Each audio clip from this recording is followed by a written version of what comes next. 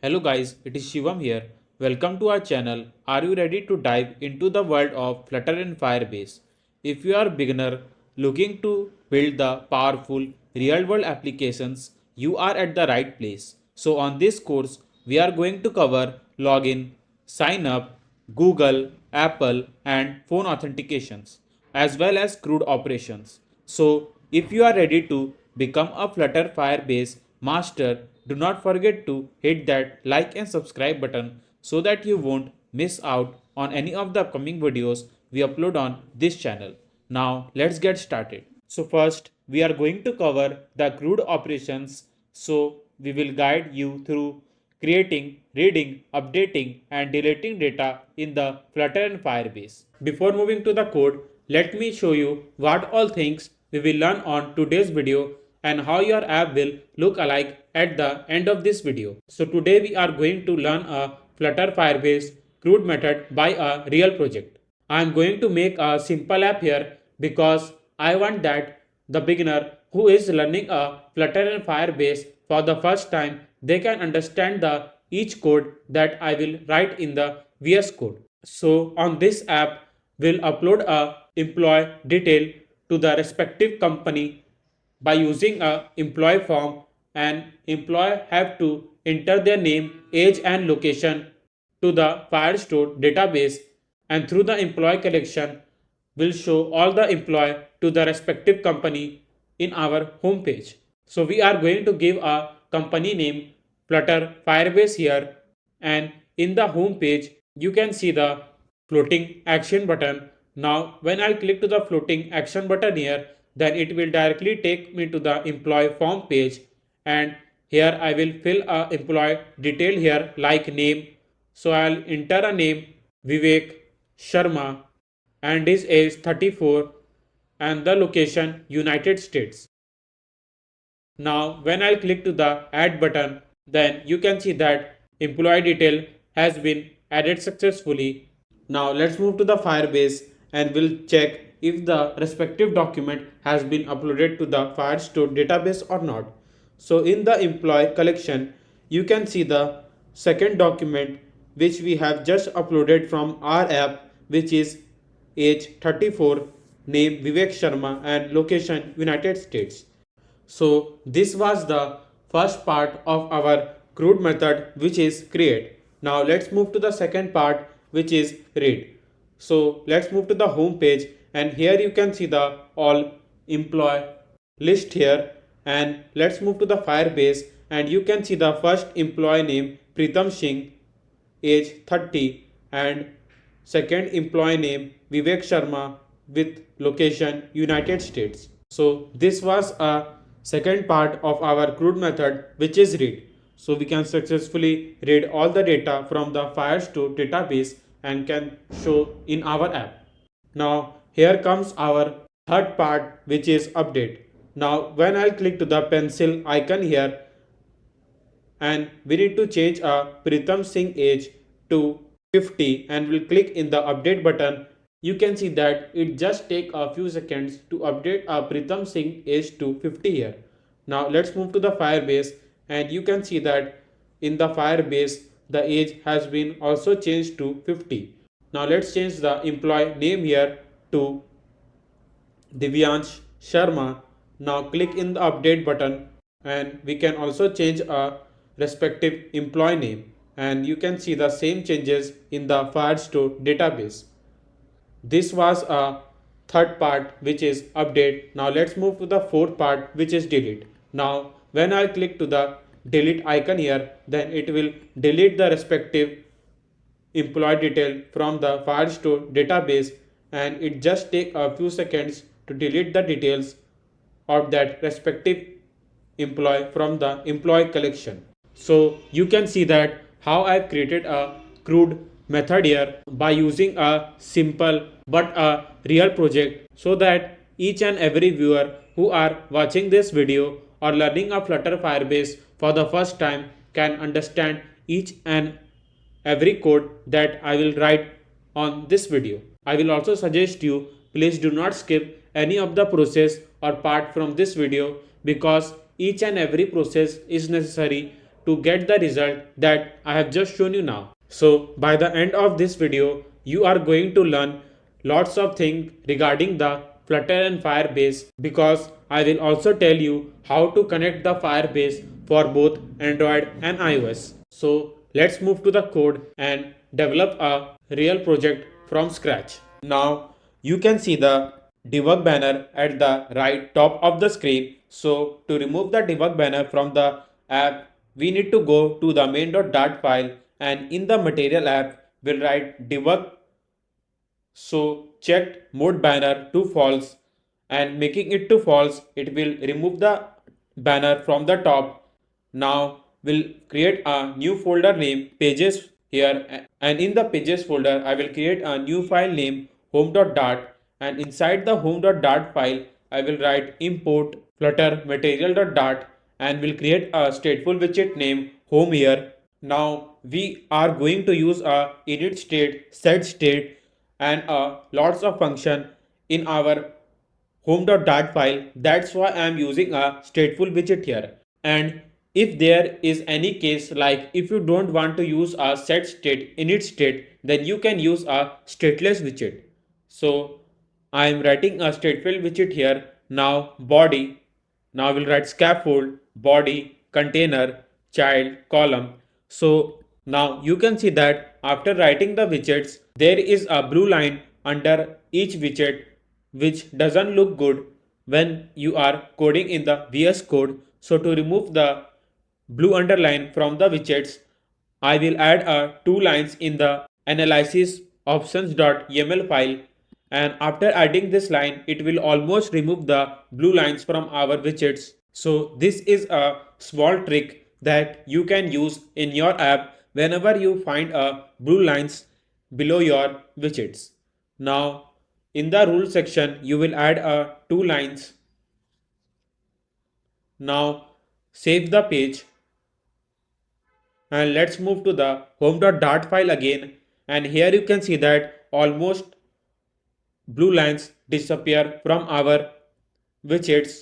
Now in the scaffold widget I will first create a app bar where I will show the company name, though I am using a company name Flutter and Firebase, just a random name here, and in the title I will write row, and I will create a first text widget here. Now to show what all things I have wrote in the home.dart file, let's move to the main.dart file, and in the home I will call a home.dart file here so that I can show you what all things I am writing in the home.dart file. Now let's hot restart the app. Now in the row I will first write a text widget, and in the text widget I will write a word flutter, and will give the styling to the text widget by using a text style. Now, if you are a beginner and getting confused why I'm using a text widget, container widget, etc. in the app, then you can know about these widgets in more detail by following one of my video that I have created on this channel, which tells about these widgets in the more detail, and it will also help you to implement as much function you want in your Flutter app by using this widgets. I will paste the link in the comment box, so you can also refer that video and can know more about Flutter widgets. So we'll write color blue, font size 20.0, and font weight bold. Now here you can see the first text. Now just beside of it I will write a second text named Firebase. That's why I have used a row widget here so that I can write two words together.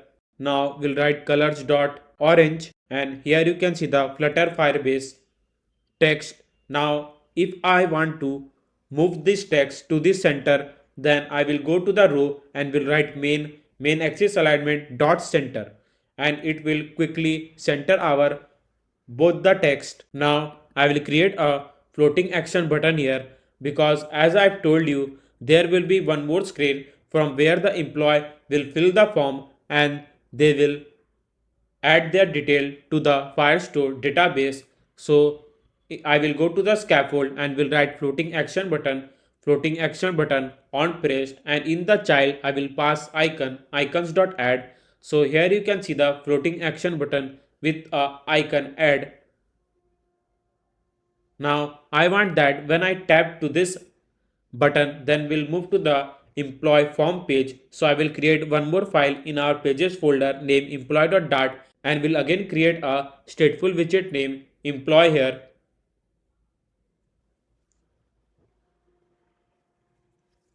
Now we'll write scaffold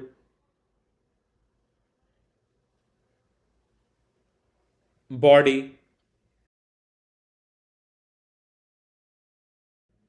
column children. Now, to push the user to the employee.dart page, let's move to the home.dart file, and in the onPress method, I will write navigator.push context and will write material page route. This function will help us to navigate the user to the employee.dart page so that it can fill the form and can upload to the Firestore database. So by this method, we can successfully move to the employee.dart file. Now let's copy the app bar that we have just wrote in the home.dart file.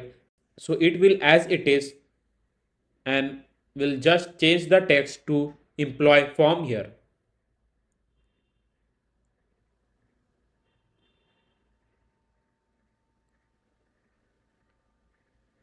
Now you can see that after creating app bar, it automatically creates a back arrow in our app bar. So after tapping to the back arrow, we'll directly move to the home page.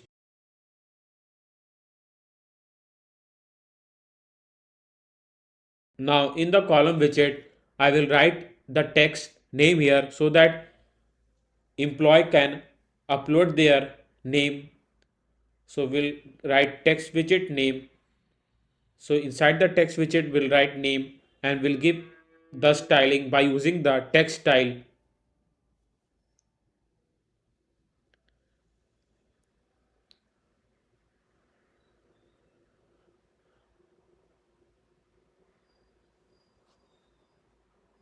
Now I want to provide the spacing from the left side. So I will write edge insert dot only left 20.0,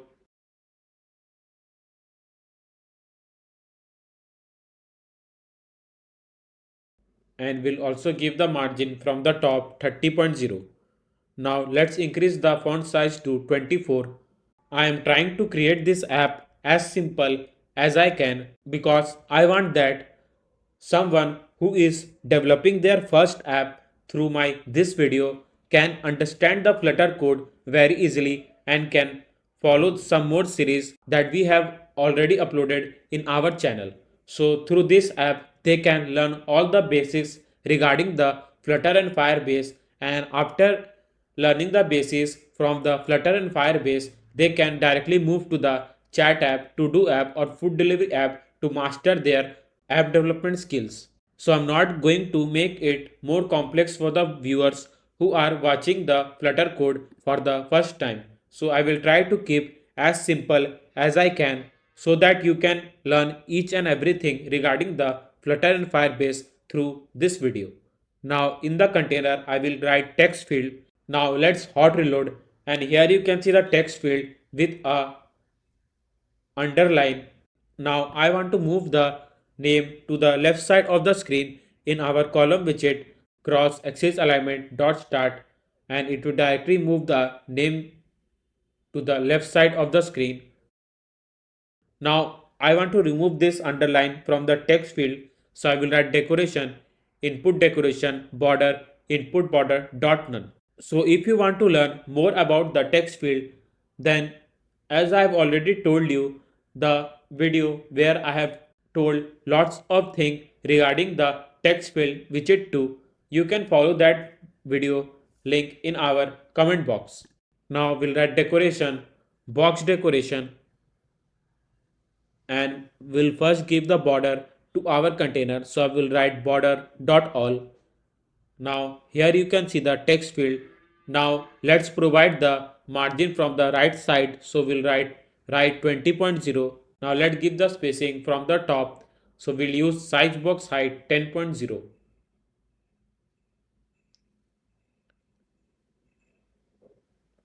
Now let's provide the border radius to the container, so we'll write border radius dot circular 10.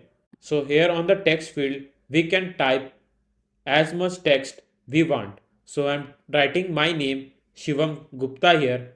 Now I want to provide the padding from the left side, so I will write padding edge insert dot only left 5.0, sorry 10.0.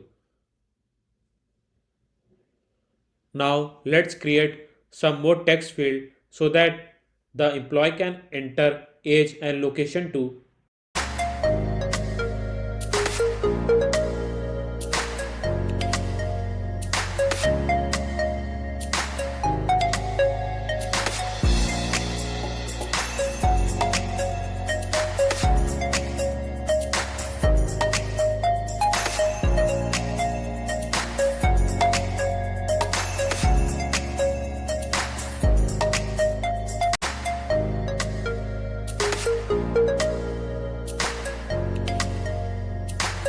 Now let's create a button here, add, so that user can directly press the add button and can upload the data to the Firestore database. Now to create a direct button, I will write elevated button here, and in the on press will pass a function that will be executed when the user will press this button, and in the child will write text widget, and in the text widget will write add text here, and will give the styling to the text widget by using a text style.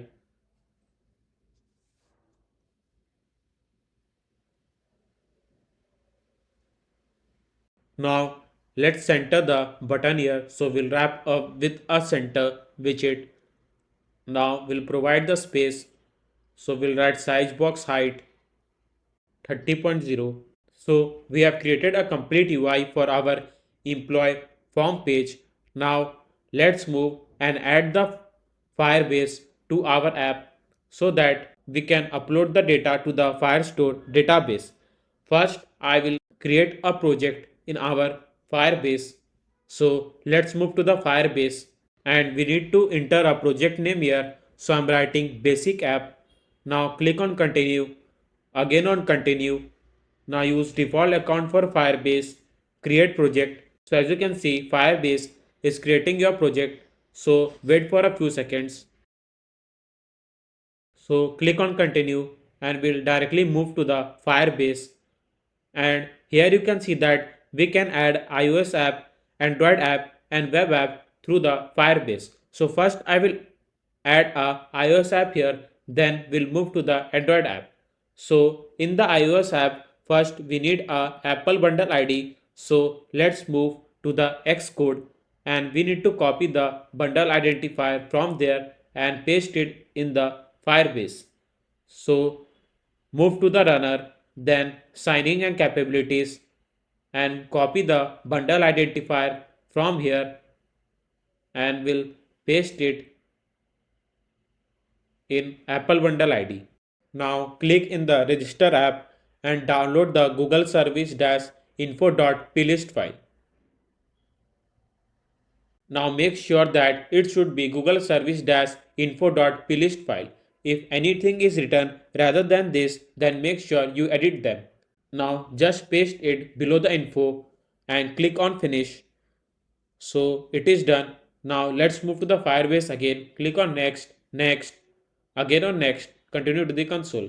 So as you can see, we have successfully added the iOS app here. Now let's move to the Android app. Now we need a Android package name here.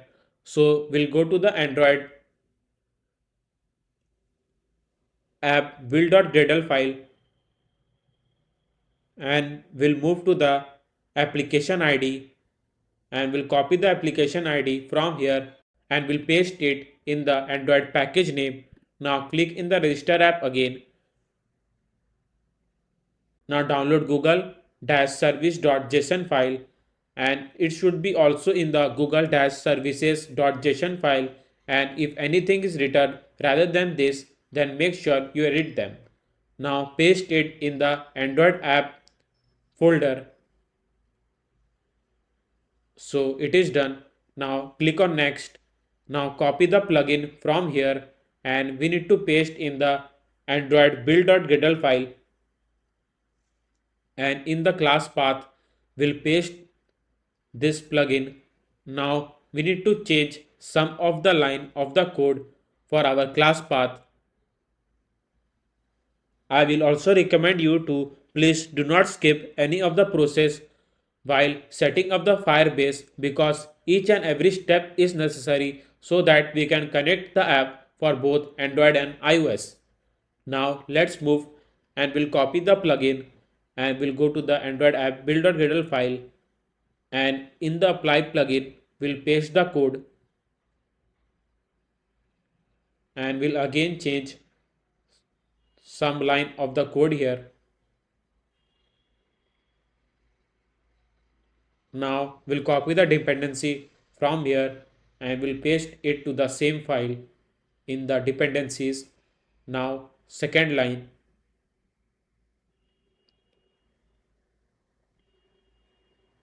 Now click to the next, continue to the console. So as you can see, we have successfully added the iOS app and Android app here. Now let's move to the pub.dev, because we need to copy some of the packages from here and paste it inside the perspec.yaml file. So here comes our first package name, Firebase core, to enable the Firebase in our Flutter app. So move to the installing, copy the dependency from here and paste it in the perspec.yaml file.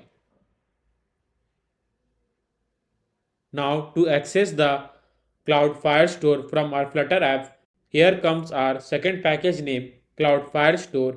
Now move to the installing again and we'll copy the same dependency and paste it inside the perspec.yaml file. So it is done.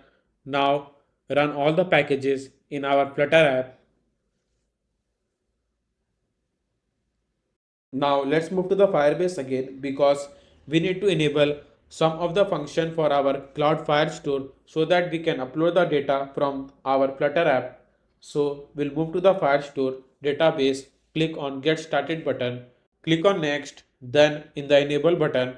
So as you can see, Firestore is setting up some security rules. So wait for a few seconds.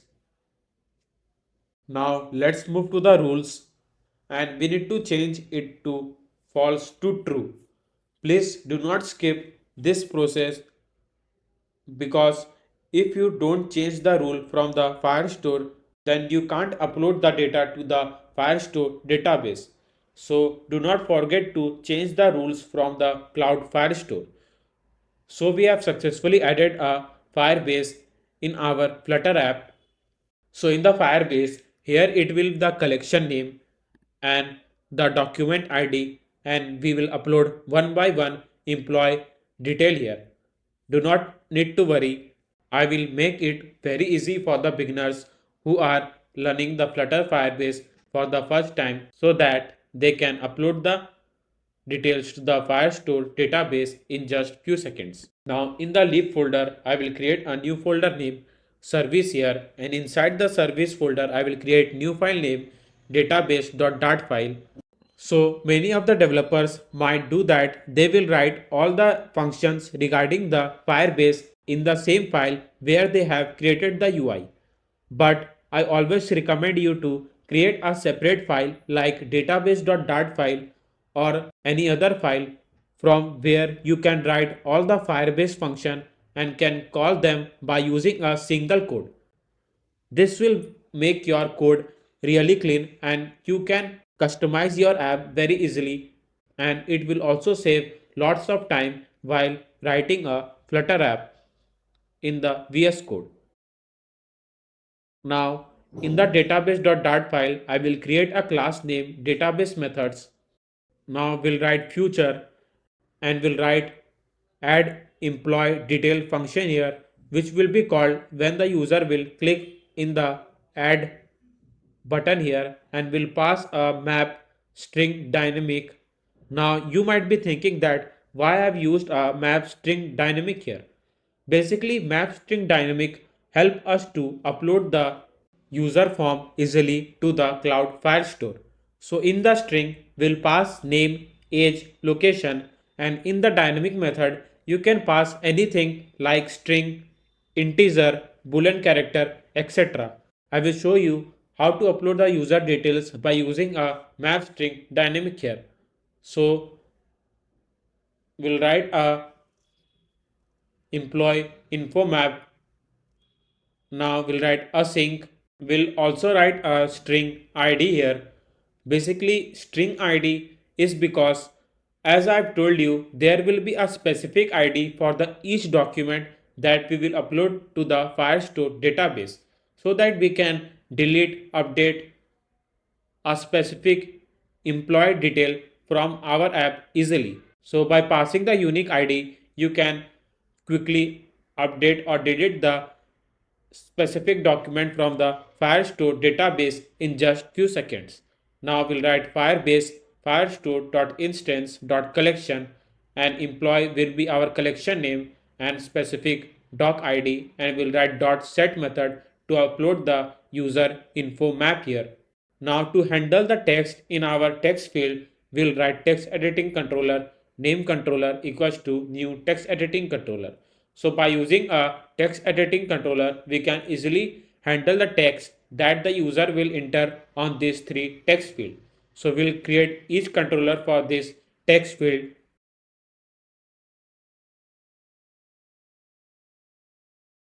Now let's pass the controller in our text field. So we'll write controller, name controller, and same for the age. We'll write controller, age controller, and for the location, location controller.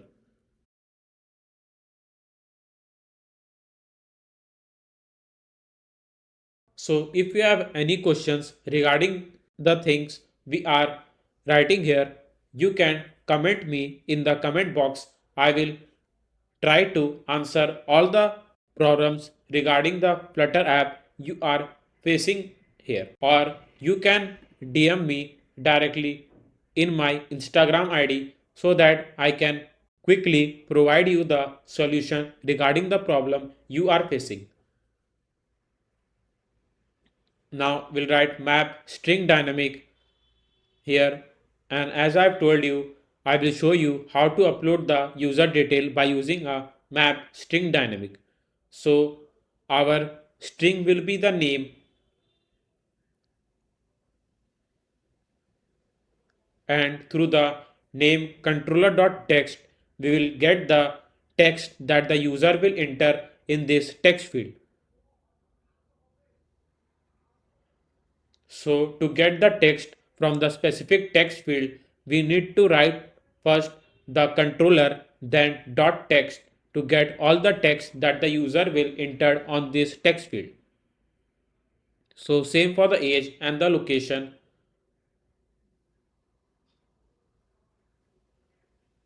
Now I will write async await database methods dot add employee detail, and in the map string we'll pass a employee info map that I've just shown you in the database.dart file, and in the ID we'll pass a unique ID here. So to create a unique ID, let's move to the perf dev and we need to copy the package name random string so that we can create a unique ID for the each document here.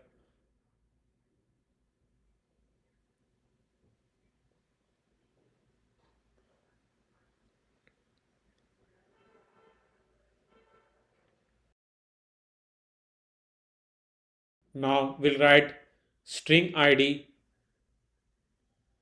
equals to random alphanumeric 10, and it will provide a random alphanumeric of 10 characters here, and will pass a specific ID to the map string so that we can easily handle the employee details here, and same to the database methods.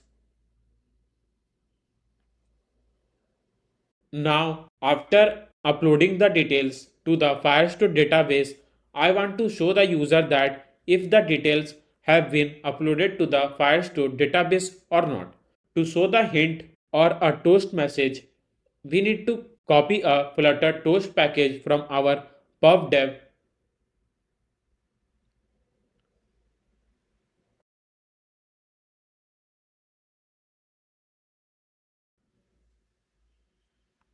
Now go to the readme section, and here you can copy the code for both Android and iOS, and will paste after writing dot then method.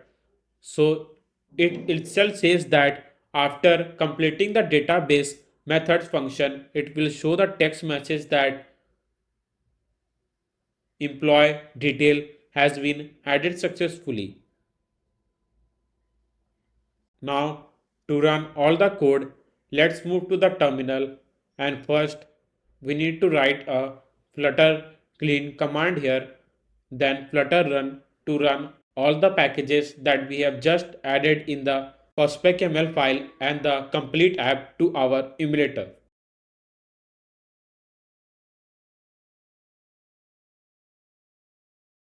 So our app has launched successfully.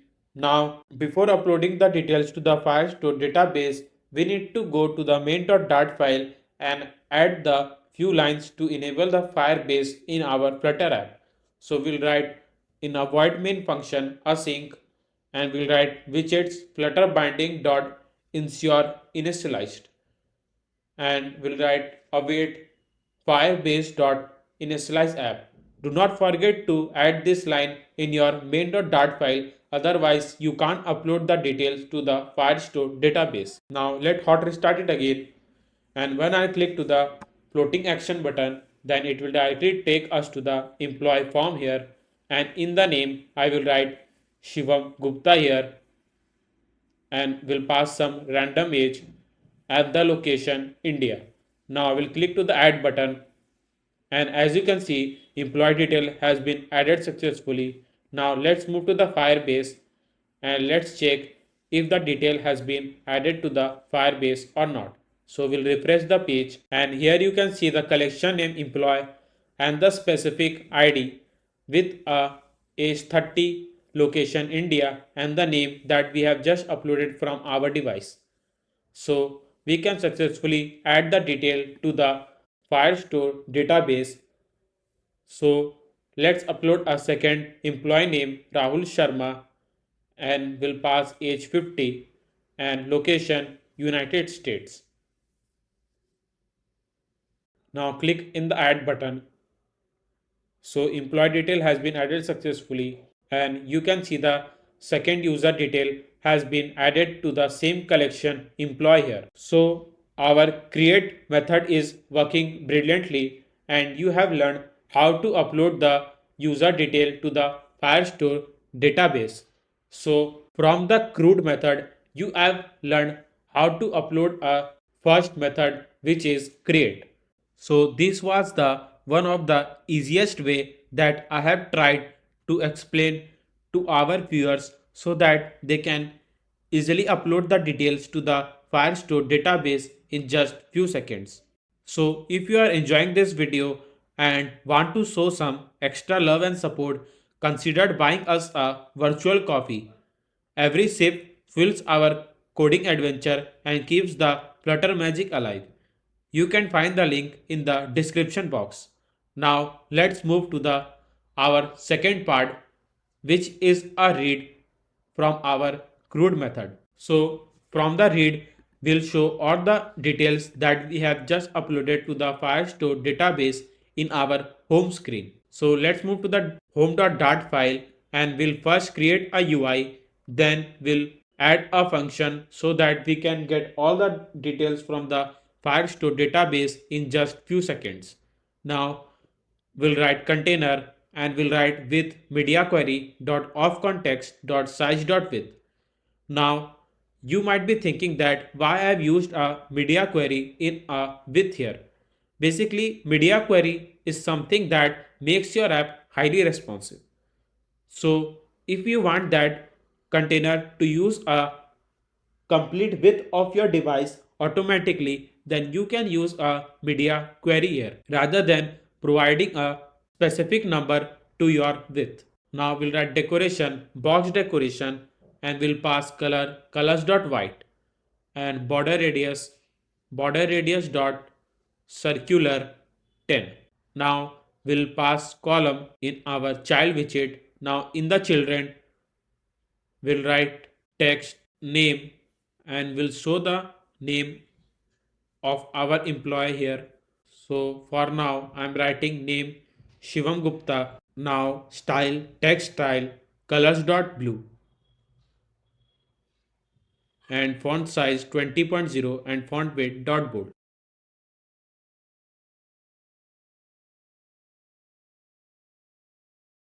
Now hot reload, and here you can see the name of that employee. Now we'll wrap up a container with a material widget so that we can clearly see the container widget here, and we'll provide a border radius to the material widget. And here you can see the container widget clearly. So let's provide the margin from the left and right side of the screen. So in the container I will write margin edge insert dot only left 10.0 and right 10.0. So here you can see the margin. Let's increase the margin to 20 for both left and right side. Now also provide the margin from the top 30.0. Now we'll write age 50. Don't think that my age is 50. I have just wrote a random age here. Now we'll copy the same text widget and we'll show the location of that specific employee. So in the location I'm writing India. Now let's give the padding to the container. So we'll write padding edge insert dot all 20. Now to move the text to the left side, we'll use a cross axis alignment dot start.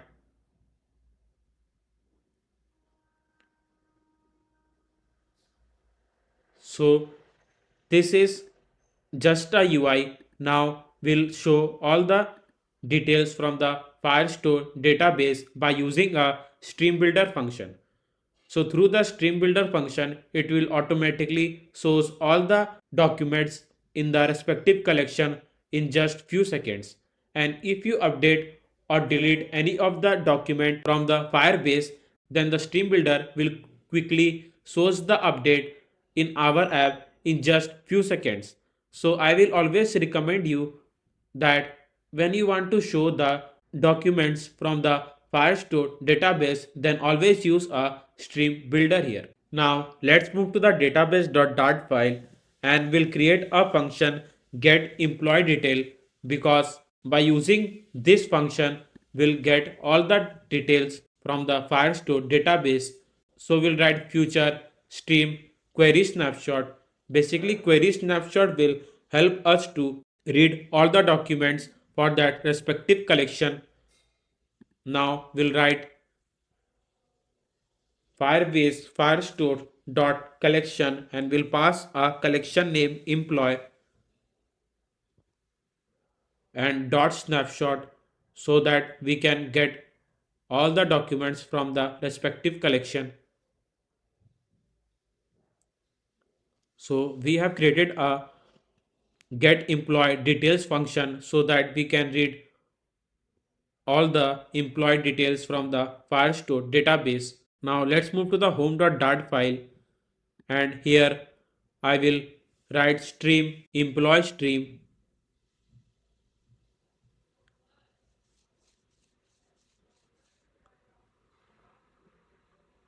widget all employee details,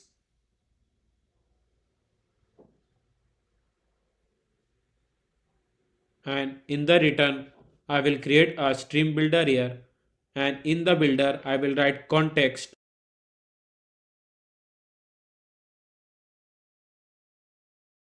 a sync snapshot and return snapshot.hasData.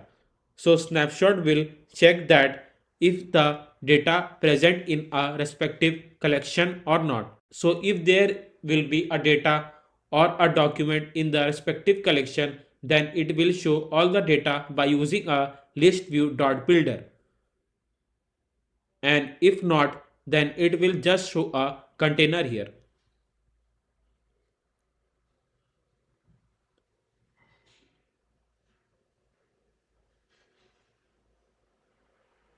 Now in the stream builder, I will create a stream, employee stream, that we have just wrote above. Now in our list view.builder, I will first get the count of all the documents that present in our respective collection so that we can handle all the document one by using the index of that respective document. Now in the item builder, I will write document snapshot ds equals to snapshot dot data dot docs index,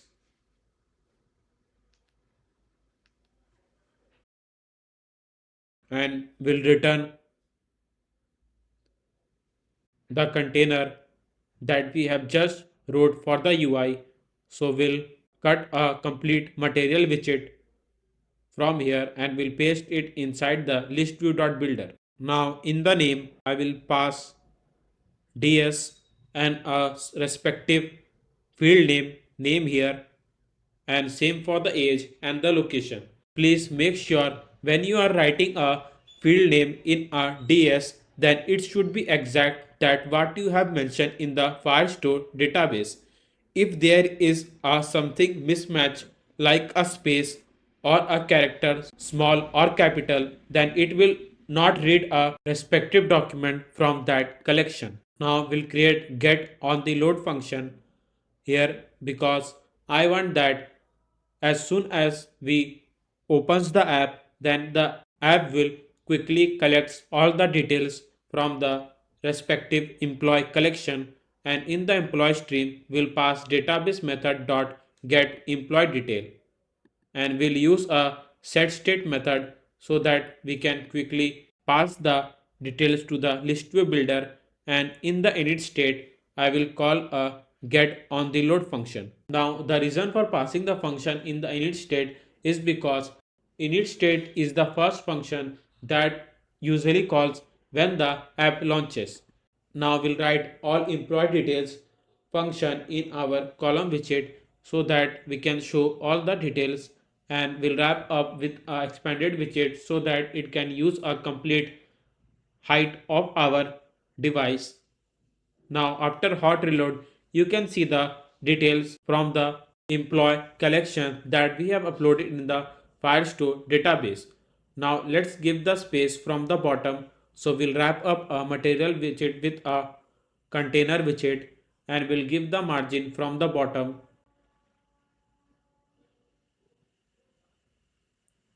So here you can see the first document name Rahul Sharma, age 50 and location United States, and a second document Shivam Gupta, India, 30.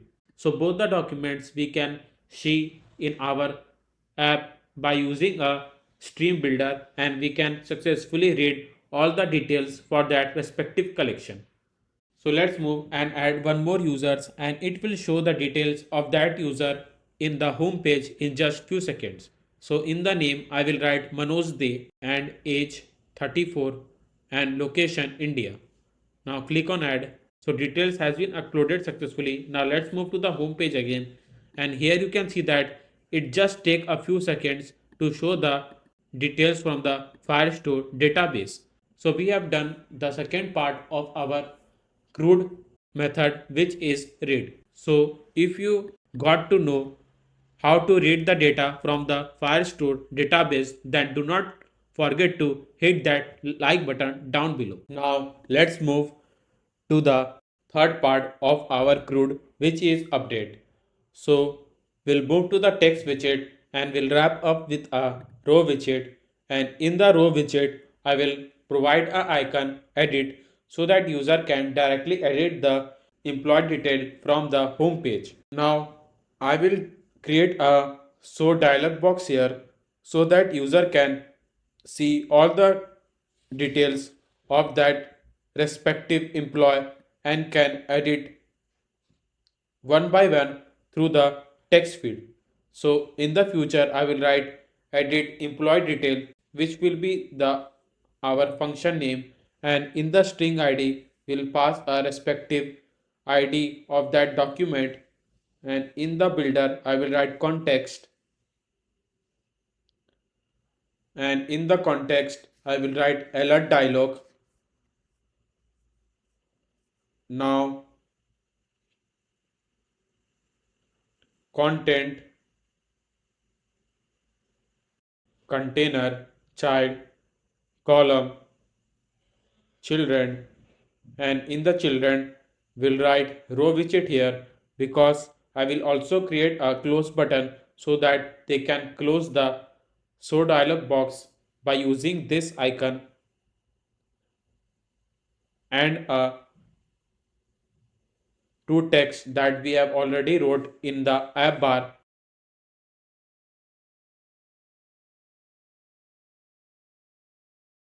which will be edit details, and will wrap up the icon with a gesture director, and in the on tap function I will write navigator dot pop context so that it can automatically pop out the dialog box from there. Now I'll copy the same name and the text field that I wrote in employee.dart file because this will also save the time, write the code again and again, and will paste it in the column widget.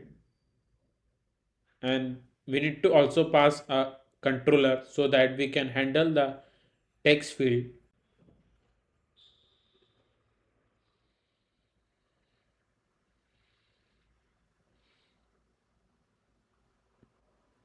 Now let me show you what all things I have wrote in the dialog box. So we'll wrap up the icon with a gesture director and we'll call a function edit employee detail. Now in the ID we'll pass a respective ID of that document so that we can update that document in just few seconds. Now when I'll tap the edit icon here, you can see the dialog box that I'm talking about. So here the font size is too large. So let me decrease the font size to 20.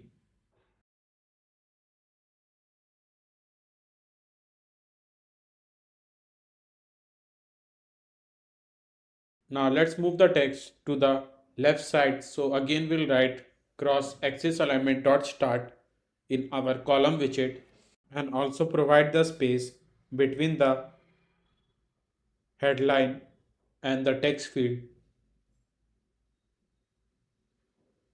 Now we'll create a update button here so that user can update the details of that respective employee by pressing this button.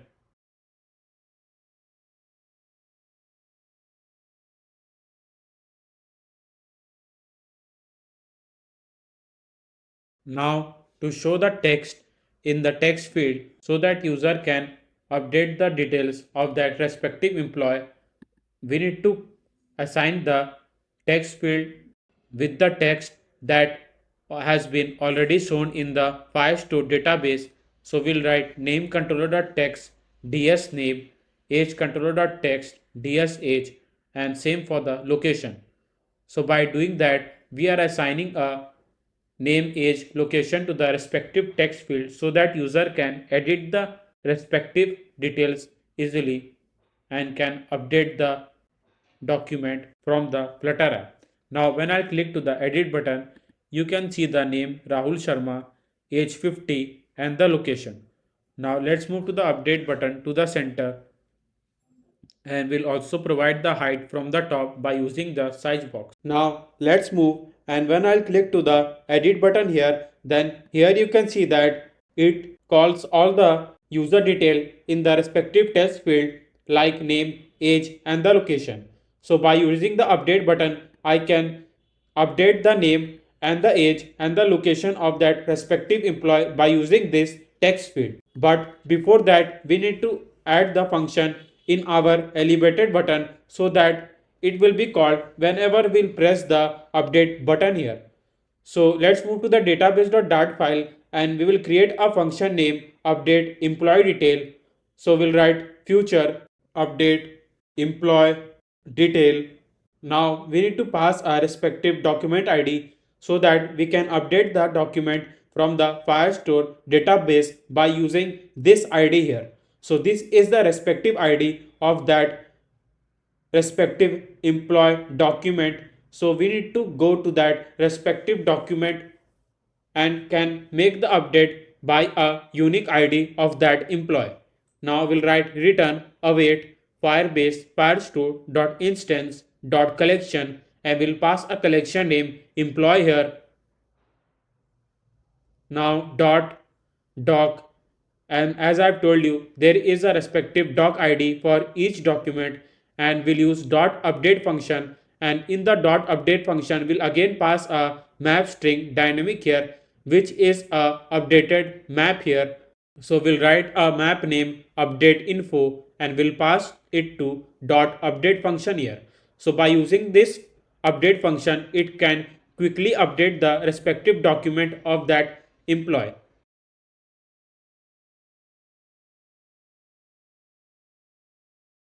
Now let's move to the home.dart file, and now on the onPress function, first I will create a map string dynamic and will pass a map name update info and will pass name, age, location. We are writing this because if the user want to edit any of the text field and want to update the respective document, then we'll pass a updated map to that document and we'll write location, and in the location we'll write location controller.text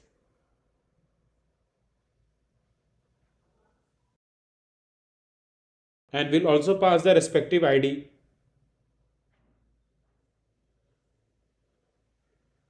Now await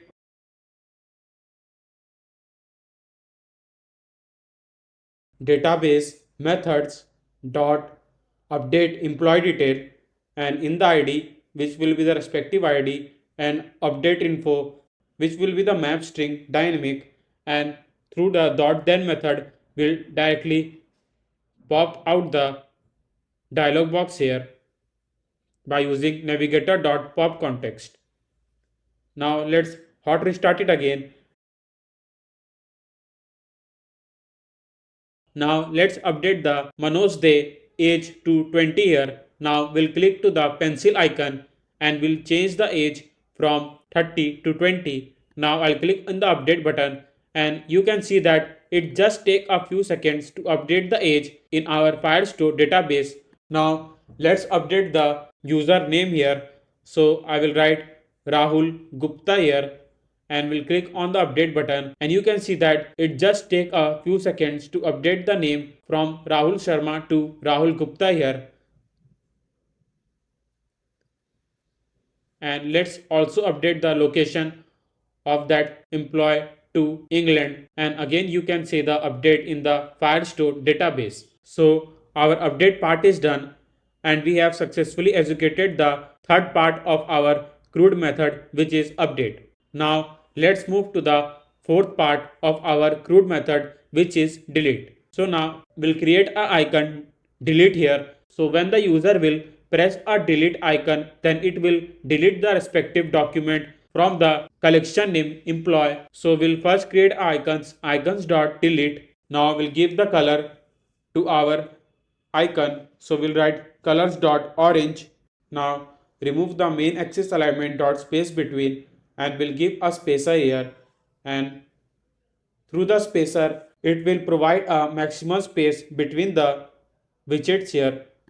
Now we'll give a size box with 5.0 between our two icons so that we can easily get a minimum space between the two icons to execute the update and delete function. Now let's move to the database.dart file, and here I will create a function name delete employee detail. So we'll copy the same update function here and we'll just change some of the code for our delete employee detail and we'll call a dot delete function here. Now let's move to the home.dart file and we'll wrap up the icon with a gesture detector.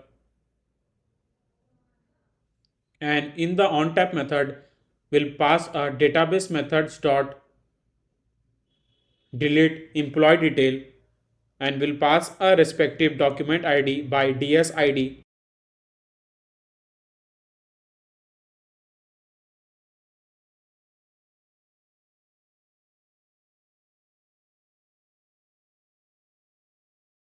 Now let's hot restart it again. So now if I want to delete a Manoj De details here, which is our second employee, so I'll click to the delete icon here and it will take just a few seconds to delete that document from the respective collection name employee, and you can see that respective document has been also deleted from the Firestore database. Now let's remove one more document here. So we can successfully delete a respective employee detail from our app. So our fourth part is also done, which is delete from our CRUD method. Let's move to the database.dart file and the function add employee detail, which is a first part of our CRUD method, which is create. Get employee detail function is our second part of our CRUD method, which is read, and update employee detail is our third part of our CRUD method, which is update, and our last part is delete from our CRUD method. So we have successfully navigated through the complete Flutter Firebase CRUD operations, turning theory into practice with our real projects. Though I've tried my best to make it as easy as possible so that beginner can also understand the code. So now let's move to the Flutter Firebase authentications with email, Google and even Apple SignIn. But before moving to the code, let me show you what all things we learn on today's video and how your app will look like at the end of this video. So here you can see the signing and sign up page where I will first teach you how to add the email authentication, then Google, then Apple authentication. So we will first move with a sign up page and will create an account and can directly sign up in the app by using the new account. So in the name I will write Shivam Gupta. Now at the email I will write some random email. So I will write shivam456 at the rate gmail.com and the password. Now I'll click in the sign up button. So as you can see, we have registered successfully and directly move inside the app, which is our home page. Now let's see what things have been shown in the Firebase. So when I click to the user's authentication, then here you can see the email that I have just used to sign up in the app. So you can see that how brilliantly our sign up page is working. Now let's move to the login page and I will use our same account that I have just used to sign up in the app. So I will use our same email ID and the password. Now I'll click on the signing button. So we have used the same account and we have directly moved inside the app. So our signing page is also working brilliantly. Now for an instance, if you have forgot the password for this email ID, then you will click in the forgot password text and it will directly take you to the password recovery screen where you need to add the email ID again for the password that you have forgotten. Now click in the send email button and password reset email has been sent. Now let's check to the email where I have got the link to change the password for this email ID. And here I have got the link in my email ID to change the password. So when I click to this link, it will directly take me to the next screen where it is telling me to reset your password and enter the new password here. So after entering the new password, I will click in the save button and password has been changed, and now I can sign in with my new password again and can directly move inside the app. So our forget password is also done and our email authentication part is done. Now let's move to the Google authentication.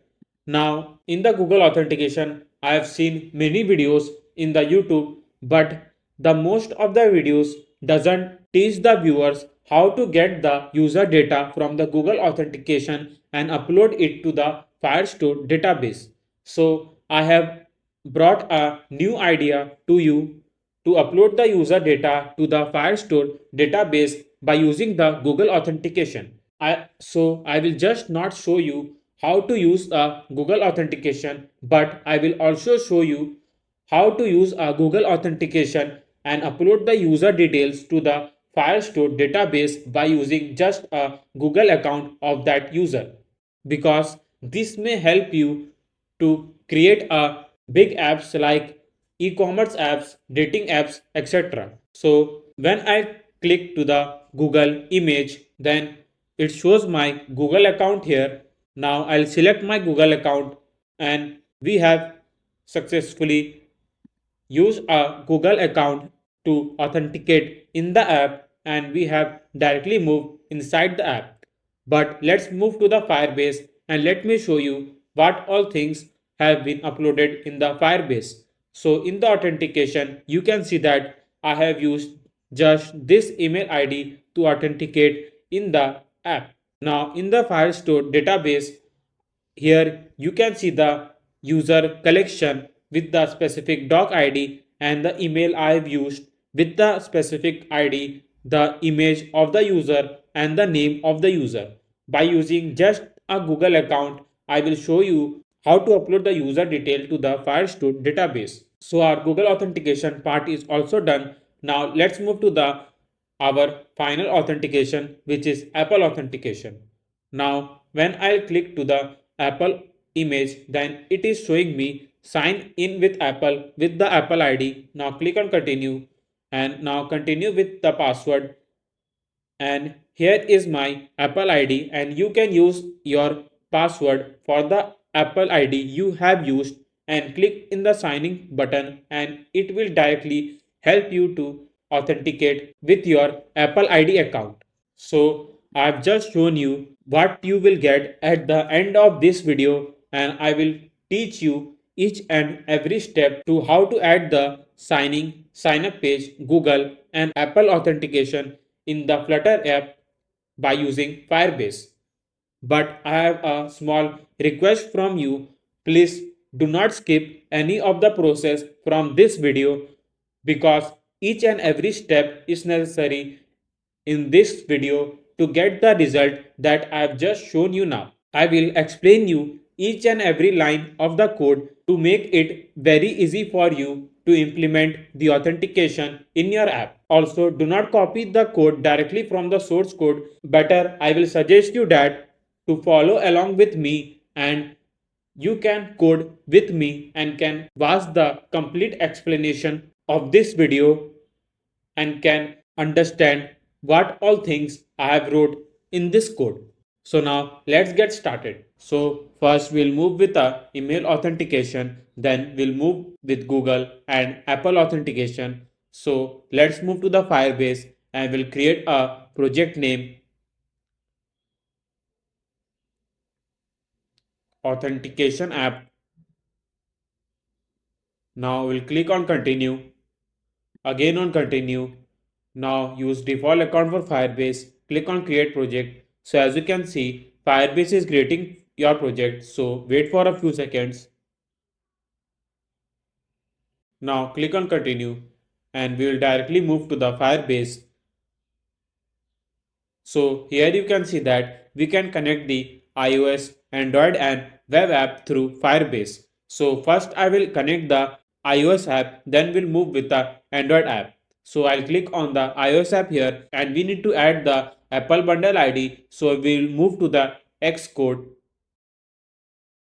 Now click on runner, signing in capabilities, and copy the bundle identifier from here and we'll paste it in the Apple bundle ID.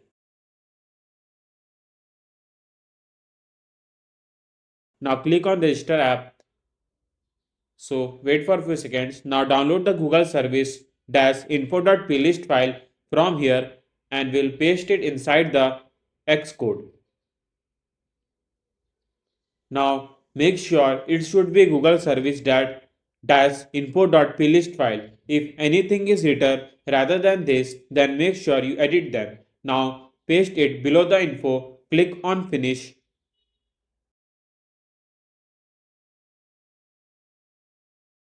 So it is done. Now let's move to the Firebase again. Click on next, again on next, next. Now continue to the console.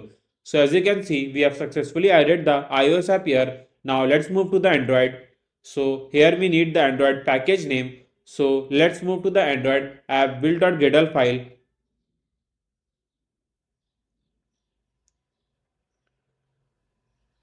Now here move to the application ID and paste it inside the Android package name. Now click on register app and download the Google service.json file from here because we need to paste it in the VS Code. So also make sure that it should be also in Google-services.json file. Now paste it on Android app folder. Now click on next and copy the plugin from here and we'll paste it inside the Android build.gradle file in the class path. Now paste the same line here inside the class path and we need to change some of the code to make it for the class path. And also one more thing I want to tell you that if you are pasting this plugin in the class path, make sure that what all things I am writing inside the class path, it should be exact. If it is not, then you might not get the result of installing the app in the Android successfully. So do not forget any colon dot from here. So it is done. Now let's move and we'll copy the ID from here and we need to go to the Android app build.gradle file and we'll paste it in the plugin.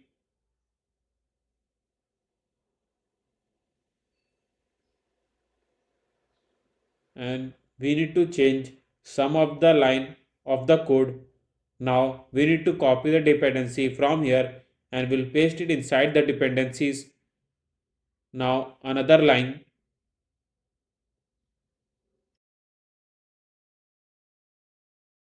Now click on next, continue to the console. So as you can see, we have successfully added the iOS and Android app here. Now let's move to the authentication and click on get started button. Now we will enable the email and password section from here and as you can see the email password has been enabled. Now let's move to the pub dev because we need to copy some of the packages from here and we'll paste it inside the perspec.ml file. So our first package name is Firebase core because it can help us to connect the Firebase with our Flutter app. So we'll copy the dependency from here and we'll paste it inside the perspec.ml file. Now our second package will be Firebase Auth, which will help us to add the authentication in our app. Now click on installing again and we'll copy the same dependency and paste it inside the perspec.ml file. Now run all the packages. Now let's move to the main.dart file and here I need to add the 2 lines of code to enable the Firebase in our app. So I will write widgets flutter binding dot ensure initialized and await Firebase dot initialize app. So we have successfully connected the Firebase with our app and now let's move to the signup.dart page and here I will create a 3 string name, email and password. because I want to store the data of the each text field that the user type on these three text field. So I will create a string name, email, password and name here.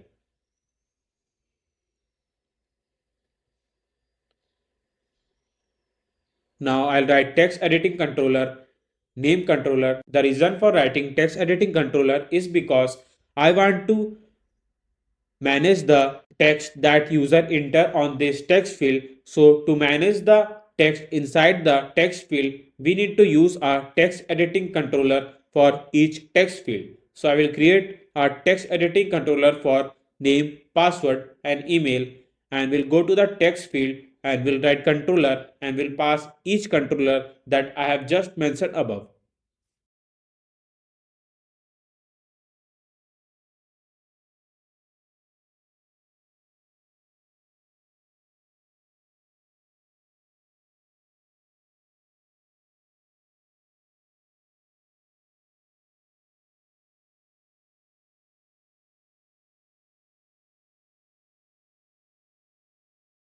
So it is done.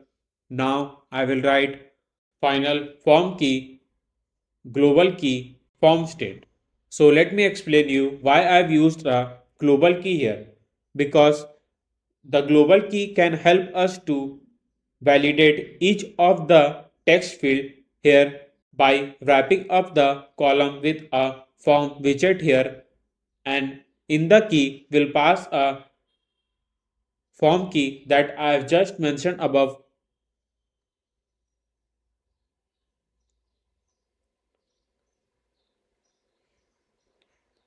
Now we'll rename the text field to text form field because as I have told you, I will use a validator in each text form field to validate the case if the user have entered the value on this text field are null or empty.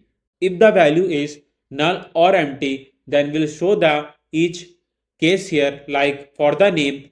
If the value is null or empty, then we'll show the user that please enter the name in this text field.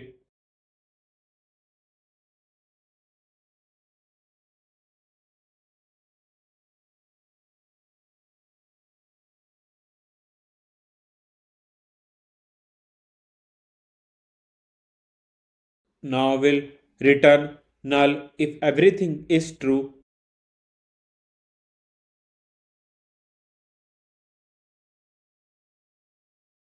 Now we need to copy the each validator and rename the text field to text form field, and we'll change the each case for entering the mail and password. So it is done. Now I will create a function name registration which will be called whenever the user will click on the sign up button, and it will sign up in the app by using Firebase with the help of email, password and name that I will just enter on this text field. So let me add the few lines of the code inside the registration function, then I will explain you what all things I have wrote in the registration function and how all the complete process will work in the registration function.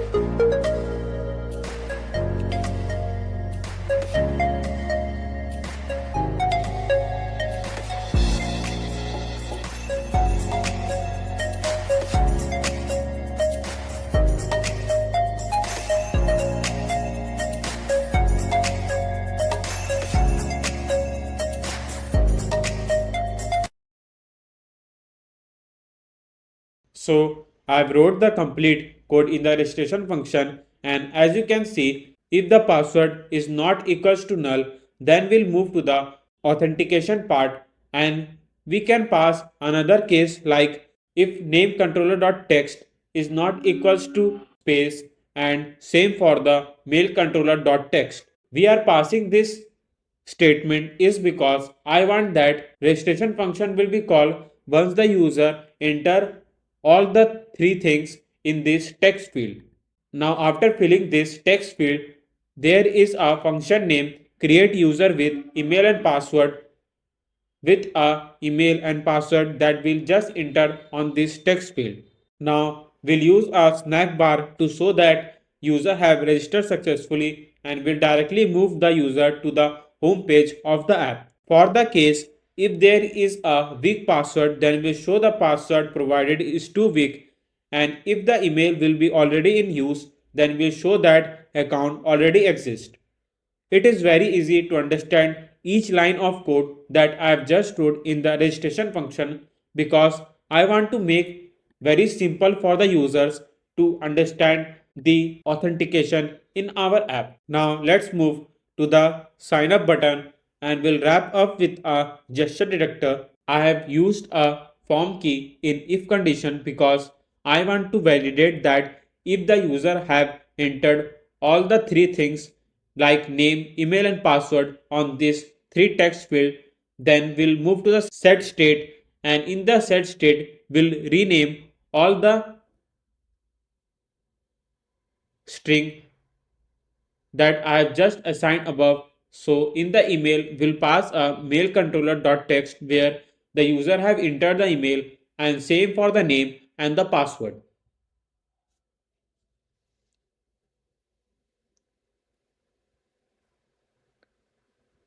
Now after this we'll call a registration function here.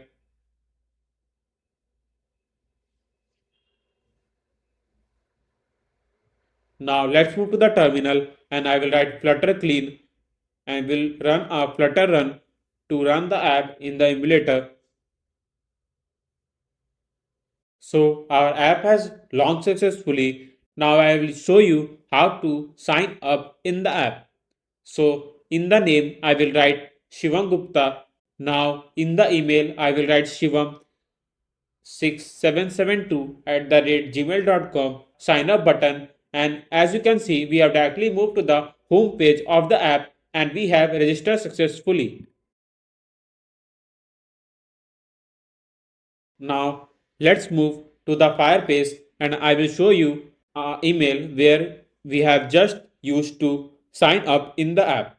I will move to the users and here you can see the email that I have just used to sign up in the app. So as you can see that how brilliantly our sign up page is working and we can successfully sign up in the app. So if you have learned how to sign up in the app, do not forget to hit that like button. Now let's move to the login page and we'll make the complete function for the login screen. Now in the string, I will write email and password that I have just wrote for the sign up page, though I'm trying my best to make as simple as I can because there might be many of the viewers might be learning the authentication from the Firebase for the first time. So I will make it very easy for the viewers to learn each and every line of code that I will write on VS Code.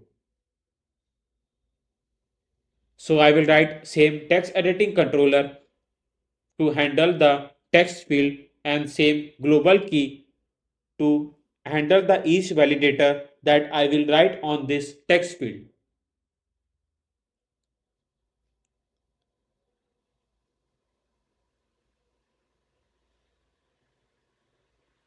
Now I will again wrap up the column widget with a form widget and in the key will pass the form key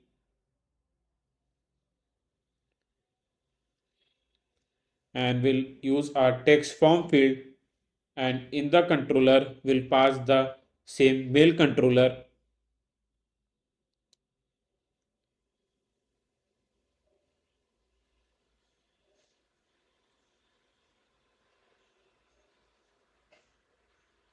and we'll use a same validator for text form field, and here I will write please enter email,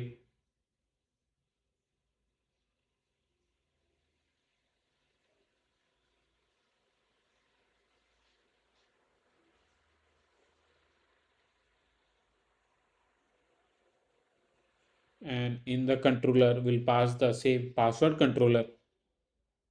Now we'll create a user login function which will be called whenever the user will click on the signing button here. So let me write the few lines of the code inside the user login function, and then I will explain you what all things I have wrote in the user login function.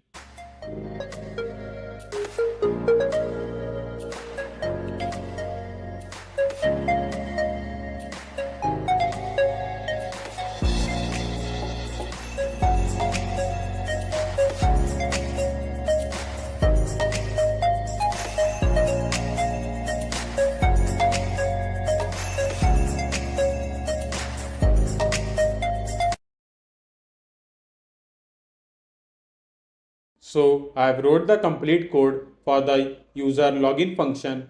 Now, if you are following along with me and also doing coding from the scratch with me, then you can pause a video and can write the complete code that I've just wrote in the user login function. Then you can play the video and can see the complete explanation of the user login function. So I assume that you have wrote the complete code in the user login function. Now here I have wrote a Firebase auth.instance signing with email and password, and we are passing the email and password that we have just entered on this text field.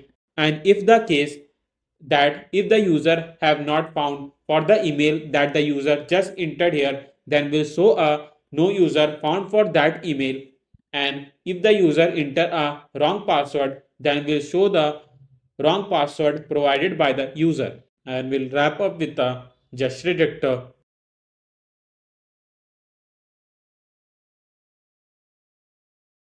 And in the on tab, we'll pass the same validator case that we have done in the sign up page. As I've told you before, I will make it very easy for the viewers who are watching this authentication for the first time, because everything will be similar what we have done for the sign up page, and we need to do not much more anything extra rather than writing the same code again and again. Now we'll again pass a user login function. So it is done. Now let's move to the terminal and we'll hot restart it again.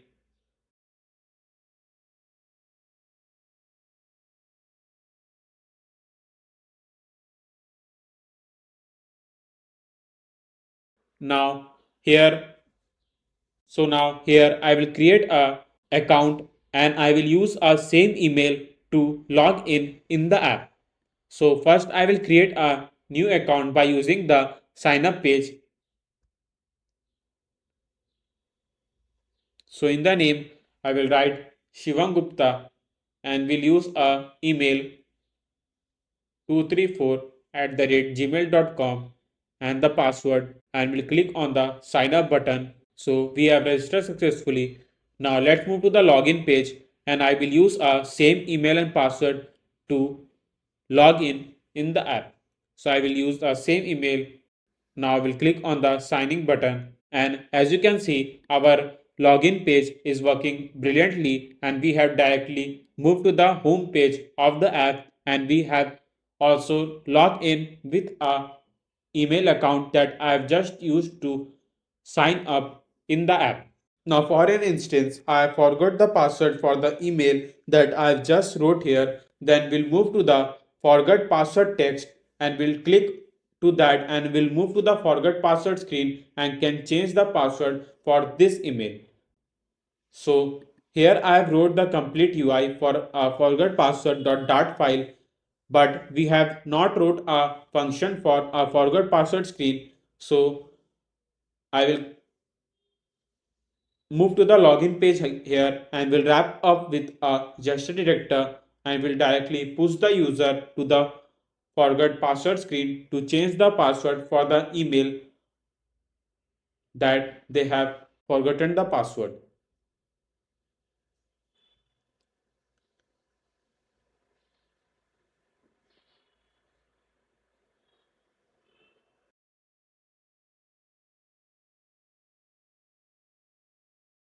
Now we'll hot reload it again, and here you can see the password recovery screen, and here I will use our same email that I have forgotten a password, and I will click on the send email button and it will directly send me a link to my email that I have just entered here, and from that link I can change the password for the Firebase easily.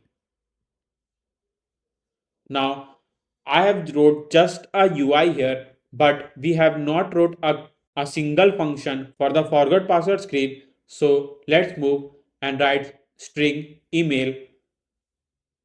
I've used a single string here because as you can see there is only a single text field, and we'll use our same text editing controller.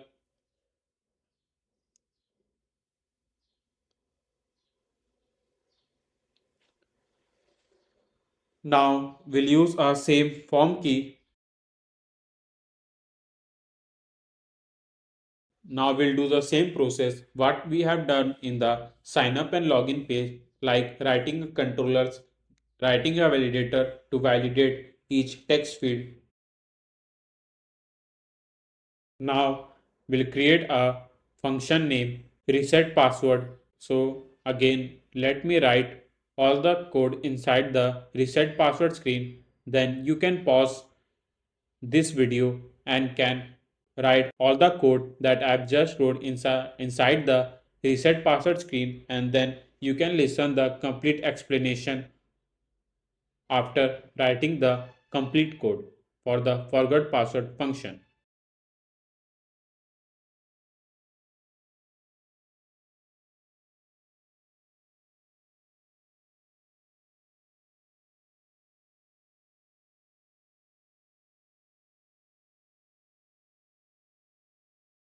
So here you can see that I've created a function name send password reset email in the Firebase auth, and we are passing the email of the password that we have just forgot, and if the user have is not found, then we'll show that the user have not found for this email. Now let's move to the gesture detector, and in the gesture detector I will use a same validator case by using the form key.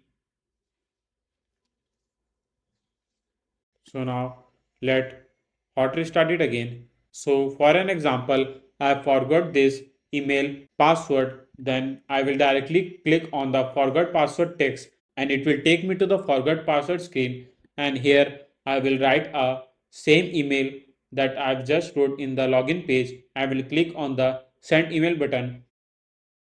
So as you can see, password reset email has been set. Now let's check the email and what link I have got in my email. So here you can see at my email, here I've got the link from the Firebase to reset my password. So when I will click to the link, then it will take me to the another screen where it is shows me to reset your password and enter a new password here. Now I'll enter the new password and will click on save, and as you can see password has been changed and we can sign in with a new password again. So our forgot password screen is done and it is also working brilliantly. Now our next authentication is Google authentication. So let's move to the pub dev, and here I will write a package name Google sign in. We'll need this package to add the Google authentication in our Flutter app. So we'll copy the same dependency and we'll paste it inside the pub.yaml file. Though I have shown you in the starting of the video that after sign in with the Google, we will also upload the user data to the cloud Firestore, because I want to also show you that how to upload the data to the Cloud Firestore and get the user detail by the Google Authentication. So I will use a Cloud Firestore package to upload the data to the Cloud Firestore database and will paste it inside the perspec.yaml file. Now let's move to the Firestore database and we need to enable the Firestore to upload the user data to the Firestore. Now click on the create database. Now click on next, click on enable button. So as you can see that Cloud Firestore is setting up the security rules. Now let's move to the rules and we need to change the false to true. I have a small request from you. Please do not skip this step from this video because it is very necessary to change the security rules from here, because if you miss this step then you can't upload the data to the Cloud Firestore. Now in the lib folder I will create a new folder name services here, and in the services folder I will create a new file auth.dart where we'll add a Google authentication function. So I will create a class name auth methods, and in the auth methods I will write final and we'll use a Firebase auth equals to Firebase auth.instance, and we'll use a get current user function to know that if the user have been authenticated in the app by using any of the function like Google authentication, Apple authentication or email authentication. It will be very necessary in the future. I will show you where this function will be help us to get the authentication from the user. So here I will create a function named signing with Google.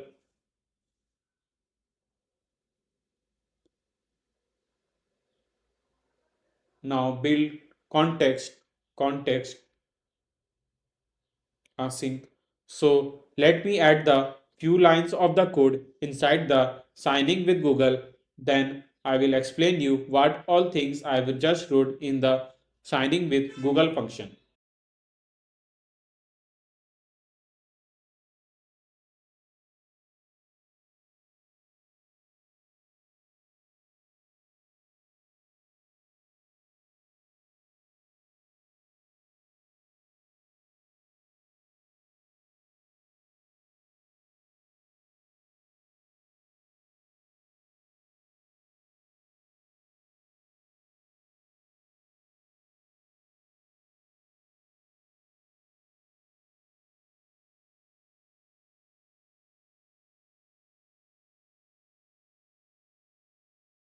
So I've just wrote a Firebase auth instance. Now we have also created a Google signing function to sign in with a Google, and in the user credential we are passing the result with a Firebase auth method, and in the user details I will write result dot user. Basically user details will help us to get the user detail from the authentication by Google. Now in the if condition, we'll check that, and if the result is not equals to null, then we'll use a map string method. The reason for using the map string dynamic is because I want to pass a string then a dynamic in the map. Basically in the string we can pass any string like name, password, username, etc. And by using the dynamic you can pass boolean character, text, integer or anything. Now in the email, I will get the user email. So I'll write user details dot email to get the email of the user. And for the name, I will use dot display name. And for the image of the user, we'll use a user details dot photo URL. Though the main motive of uploading the user data to the Firestore database is what, because I want to show my viewers and subscribers that how to use a Google authentication, and by using the Google authentication how to get the user details and upload the user data to the Firestore database by using user details function here. And you can see that by just a Google authentication, we can get a user email, name, and image from the Google ID that the user will provide to authenticate in the app. Now, in the services folder, I will create a new file name database.dart where I will show you how to upload the data to the Firestore database, and here I will create a class named database methods, and in the database methods write a function name add user will where we'll first pass the user ID, which will be the unique ID that I have just shown you by the user details.uid, and in the map we'll pass a user info map, so Firebase Firestore dot instance, and we'll give the collection name here which will be the users, and in the users collection we'll pass a specific doc id, and we'll use a dot set method to upload the user info map. So now let's move, and I will write await database methods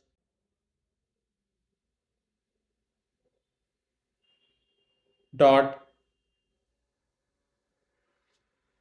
add user, and will pass a unique id of the user, and we'll use a dot then method to directly push the user to the home page after sign in with the Google. So I have wrote the complete function for the sign in with Google. Now let's move to the login.dart file here, and we'll wrap up the image with a gesture director, and in the gesture director we'll write on methods dot sign in with Google to directly call the function. We'll write auth methods dot signing with Google to call the function that I have just wrote in the auth methods. But we need to also enable the authentication from the Firebase. So in the signing methods, we need to add the new provider and enable the Google authentication, and we can pass any support email. Now click on save. Now, if you are using the Android device to test the app in the Android, then you need to add the SHA1 key in the Firebase. And if you are using the iOS, then you need to add some scheme in the Xcode. So let's move to the Xcode. Now go to the Google service info file, and here you can't see the client ID, which is one of the main thing to add the link. Now I have seen that many of the subscriber or viewers telling me that they didn't able to get the client ID to add the link in the scheme so that they can enable the Google authentication in the iOS. Now, the reason for not getting the client ID is because, as you can see that I have just added the Google service info, and here you can't see the client ID. Now, let me show how I will add the client ID to the Google service.info file. So here in the iOS, you need to go and download the Google service.info.plist file again, because we have just enabled the Google authentication from the Firebase. So we need to download the Google service info.plist file again, and we need to replace with the file that we have just pasted below the info. So when I'll click to the new Google service info, you can see the reverse client ID to add the link in the Google authentication. Now I'll delete the older one. Now here you can see the reverse client ID. It is one of the main link to add in the scheme folder, because if you don't do this process, then you might not add the Google authentication in the iOS emulator or iPhone devices. Now go to the info, and here in the URL types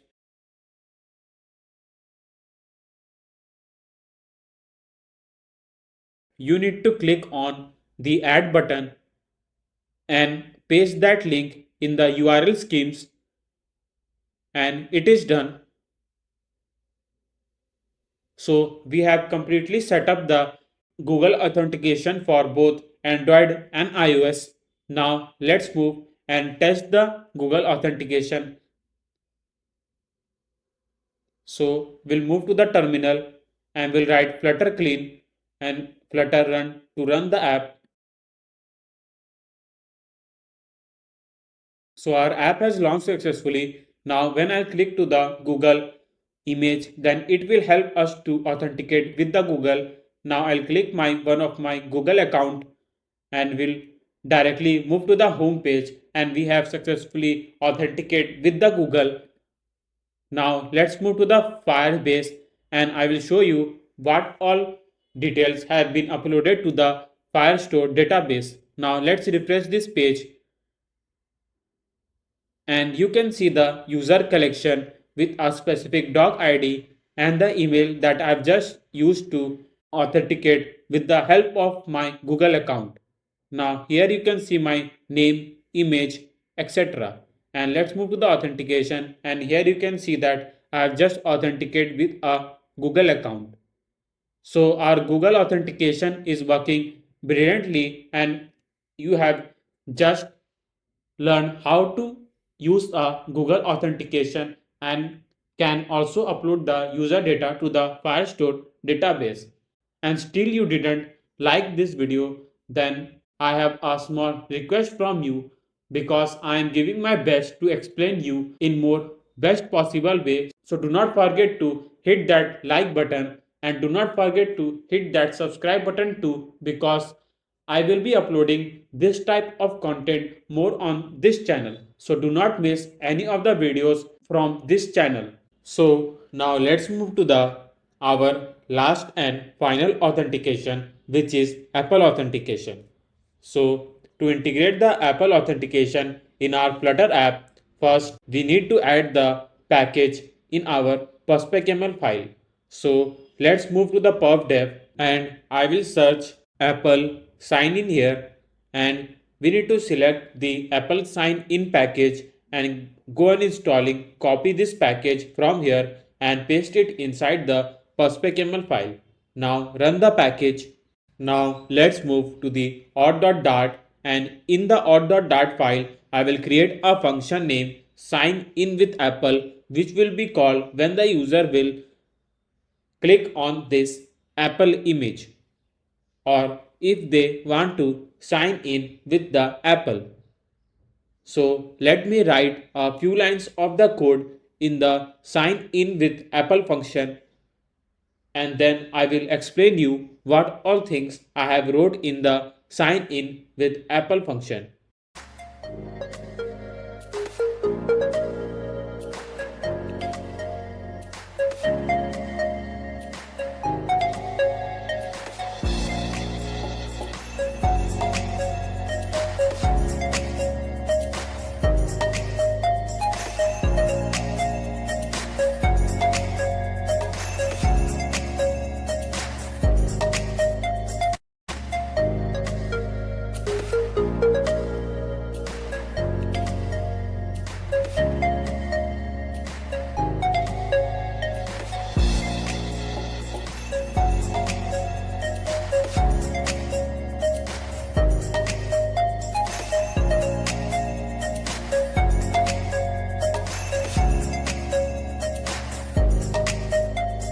So I wrote the complete code in the sign in with Apple function.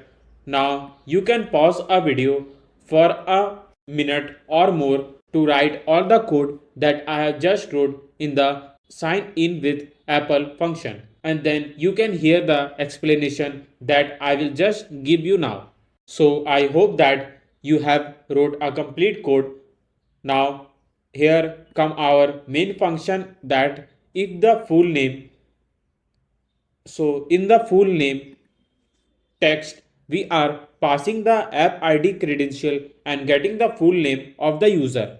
And if the user full name is not null and given name is not null, then we'll display that name to the Firebase user, and we'll pass this error, like if the error authorization denied, then we'll pass the message, and if it is cancelled, then we'll show that error aborted by the user and will show the message in the terminal, because if the user will click to the sign in with Apple function, and if there will be any error, then it will show that why this error is coming, if the authorization status is cancelled or it is showing some error. But let's move to the Xcode, and we need to add the sign in with Apple function in our signing and capabilities. So let's move to the signing and capabilities and click in capability and see for sign in with Apple and double click. So as you can see, sign in with Apple has been added to the Xcode.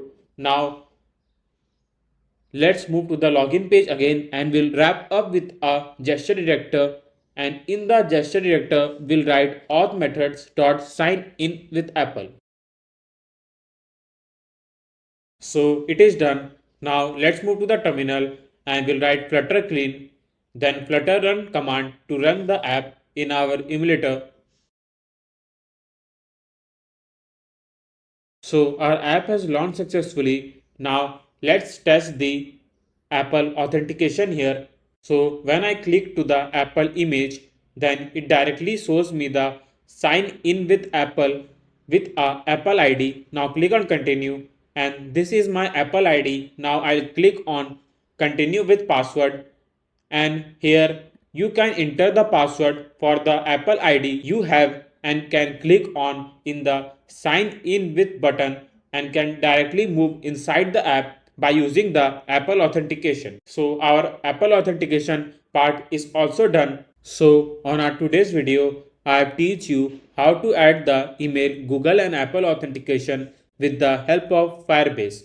Though I have tried my best to explain you in best possible way and make it very easy for the viewers who are learning authentication for the first time. But I have a small request from you. Please do not forget to hit that like button, and also do not forget to hit that subscribe button so that you won't miss out on any of the upcoming videos and the amazing content we upload on this channel. So let's move to the last authentication method, which is phone authentication. So by the end of this course, you will master all the essential features required for Flutter and Firebase. But before moving to the code, I want to reveal the incredible app we are going to build together. So now I will test the app on my real Android device, and I will enter my phone number and will authenticate through the OTP. So as you can see the screen of my real Android device, now I will enter my phone number here and will click on the continue button and wait for a few seconds. As you can see, Firebase is running some verification method here. So I got the notification of my OTP here. So let's check what 6-digit number I got in SMS. So I will enter the same 6-digit code on my dialog box here and will click on the done button. So as you can see, we have successfully moved inside the app. So as you can see on the pages folder, I have created the new file name home.dart, where I have wrote the complete UI for our app. But the main process is adding the phone authentication in our app and get authenticate with the help of OTP and directly move to the app. So as you can see, I have created the numeric pad.dart file inside the pages folder. Basically on this dart file, I will show all the digits in our home page of the app, from where the user can type the phone number and can authenticate in our app. But before adding the function in our home.dart file, I need to add the Firebase here. So let's move to the Firebase, and I will write the project name here. So I'm writing phone auth and will click on continue. Now again on continue. Use default account for Firebase. Click on continue. Wait for a few seconds. As you can see, Firebase is creating our project. So as you can see, our project is ready. Now click on continue and we'll move directly to our project that we have created on the Firebase. So as you can see, you can connect a 3 app directly to the Firebase, basically iOS, Android and web. So first I will add the iOS app here, then we will move to the Android app. So I will click on iOS. We need a Apple bundle ID here, so we will move to the Xcode and copy the bundle identifier from there and paste it here.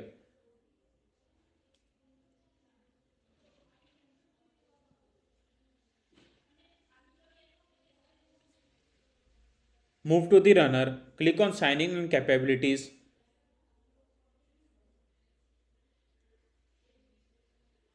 Copy the bundle identifier from here and paste it on Firebase. Now click on register app, wait for a few seconds. Now download Google service-info.plist file and we need to paste it on Xcode. And make sure it should be Google service-info.plist file. If anything is written rather than this, then make sure you edit them as you can see here. Now copy and move it below the info. Click on finish. So it is done. Now click on next, again on next, next. Now continue to the console. So we have successfully added the iOS app here. Now let's close the Xcode. Now we'll move to the Android app. So we need an Android package name here. So we'll move to the Android app build.gradle file and we'll copy the application ID from here and paste it on Firebase.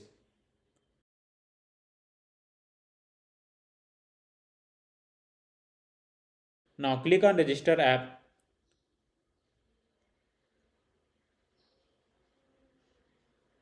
Download the Google service.json file from here and we need to paste it on Android app folder.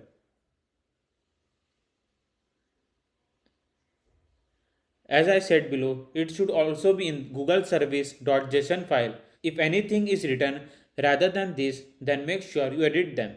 Now paste it on Android app folder. So it is done. Now click on next and we need to copy this Google service file into Android build.gradle file and we'll remove some of the text here.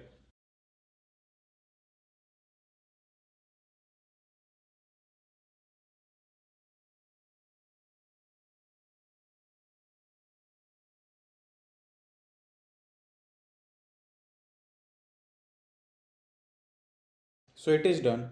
Now let's move to the Firebase again. So we need to copy the Google Service plugin from here and paste it inside Android app build.gradle file.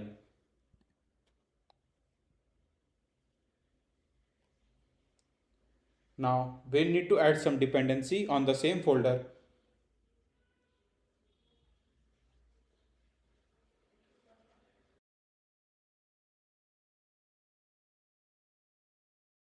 It is done. Now click on next. Now continue to the console. So as you can see, we have successfully added the iOS and Android app here. Now let's move to the pub dev and we need to copy some of the package from there and paste it inside the pub.yaml file. So I will search Firebase core here, will copy the dependency here and paste it inside the pub.yaml file. We'll do same for the Firebase auth.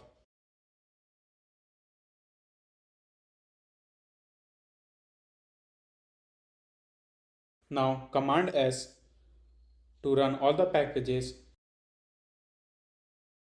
So now let's move to the main.dart file and we need to add the 2 lines of the code here to initialize the Firebase in our app.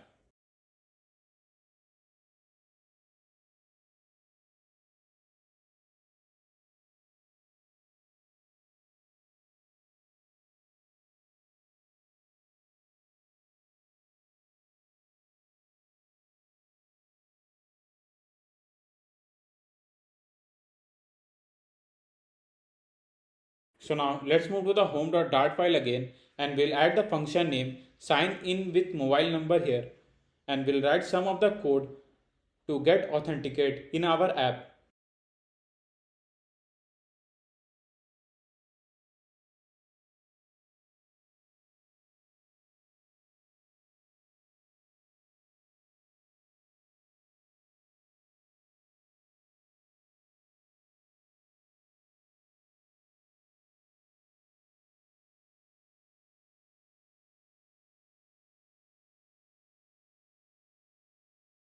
User credential.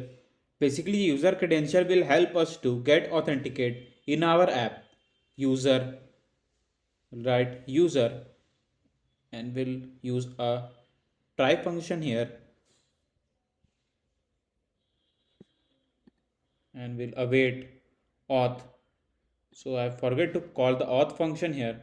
So I will write final Firebase auth and we'll auth and we'll get that using a firebase.instance.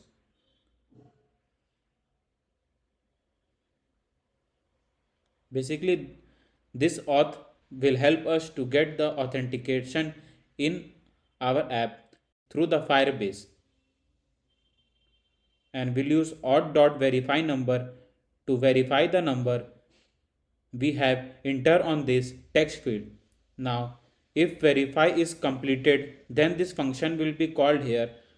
So I need to add the few lines of code inside the verification completed function so that it will be called once the user entered the number and they will get the OTP in their device and they will enter their OTP, and when they click on done and if that verification is completed, then this verification completed function will be called, and if anything is returned in this function, then this function will be moved to the user inside our app using a navigator push material page route function.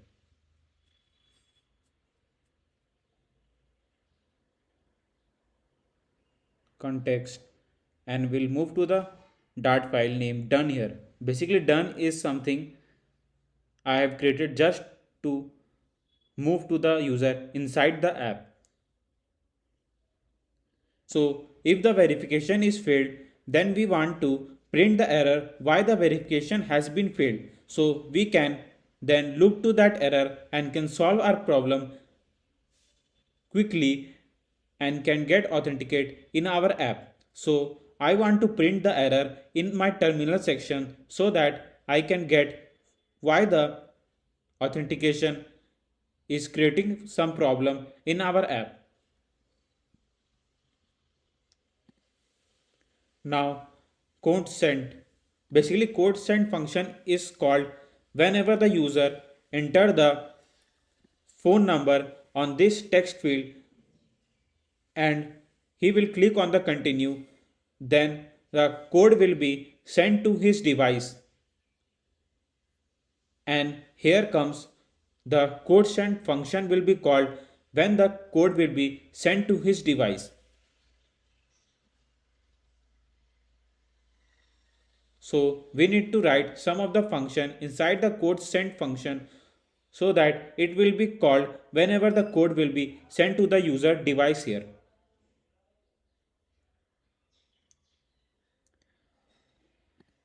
Basically, I want to show a dialog box here using a show dialog function, and whenever the user will get the SMS of the OTP which will be of 6 digit, then the show dialog function will be called and it will show a dialog box where the user can enter the OTP and will click on the done button, and then the app will check if the OTP matches with the OTP that we have wrote inside this text field, and if the OTP matches with the OTP they have sent in our device through the SMS, then the app will allow us to go inside our app. So this whole function will be handled by the code send function here. So to handle the text inside the text field, I need to write text editing controller here. So text editing controller code controller equals to new text editing controller,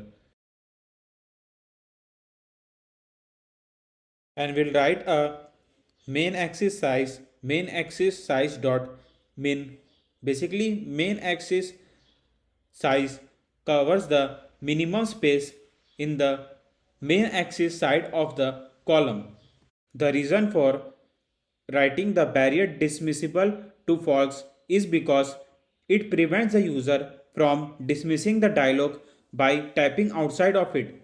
It means that if I got the dialog box when I will click on the continue button to enter the OTP, and if the user clicks outside the dialog box, I don't want to close that dialog box if the user type anything outside the dialog box, which will give a bad experience for the user, and he need to write the phone number again and click on the continue button to get the OTP again, which will be a long process. So using a barrier dismissible to false allows that if the user tap outside the dialog box, then the dialog box will not close. Now, inside the dialog function, I will write a action here. Basically, action word itself tells that it takes some action whenever it is called in the dialog box.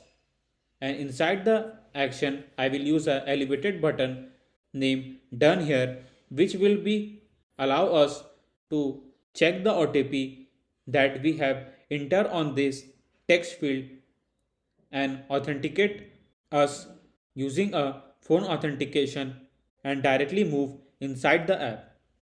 I have wrote the string name SMS code here, and in this string we will store the number that the user enter on this text field using the code controller.text here.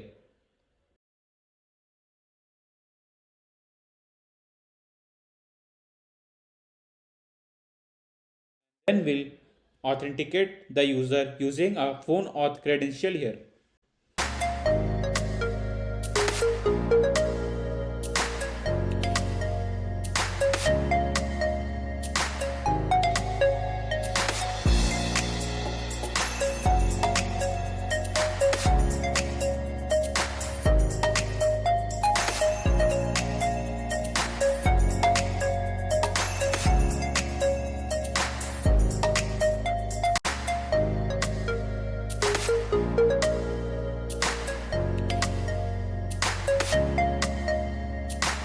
So if the result is not equals to null, I mean that if the user authenticate in the app using a sign in with credential here, then we'll first close the dialog box. So I'm using navigator.pop context here. Then we'll move to the user directly inside the app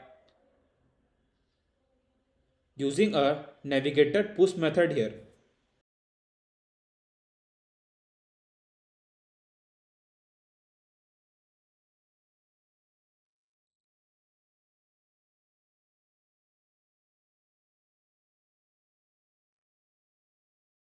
And if we got any error, then we will get the error using a catch error function here, and we'll try to print that error. Now inside the code auto retrieval timeout, basically this function will be called like whenever the user enter the number on this text field and click on continue button, then the SMS or OTP will go to his device, and using a timeout function he will check that how much time it takes the user to enter the text inside the dialog box and get authenticate in the app. Now in timeout I can give the duration like I want that once the OTP sent to his device, then the user have 45 seconds to enter the OTP in the dialog box and get authenticate in the app. If he takes more than 45 seconds, then the app will not allow him to authenticate in the app, App will tell him to enter the phone number again and get authenticate in the app.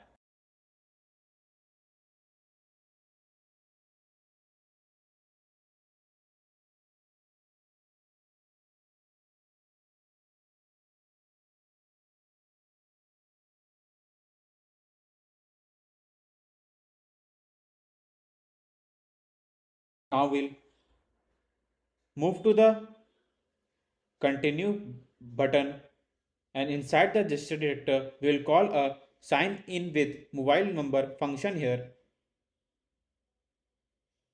that will be called whenever the user will press on the continue button here. So it is done. Now let's move to the pod file, and we need to rewrite the iOS version here. So I am making it to 13, and we'll move to the terminal and write flutter clean command.